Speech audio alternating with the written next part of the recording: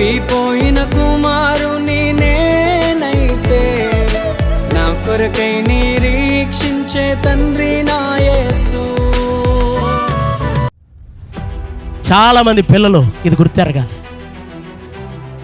నేను మా నాన్నలాగా ఉంటా, మా నాన్న నాకు లాగా ఉంటాడు. దాని ఉద్దేశం ఏంటి తెలుసా? నేను ఆయనలో నుంచి వచ్చిన వాడిని, ఆయన లేకపోతే నేను లేను.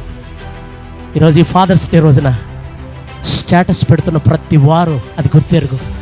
తండ్రి మీద ఒక్కరోజు ప్రేమ కాదు, తను బ్రతికున్నంత వరకు నిన్ను ఎలా తన భుజాల మీద వేసుకొని ప్రేమించి పోషించాడు. తన మరణకాలంలో, వృద్ధాప్యంలో తండ్రిని భుజాల మీద వేసుకున్నవాడు మాత్రమే నిజమైన ఫాదర్స్ డే గురించి పలకగలడు. అది ఫాదర్స్ డే అంటే.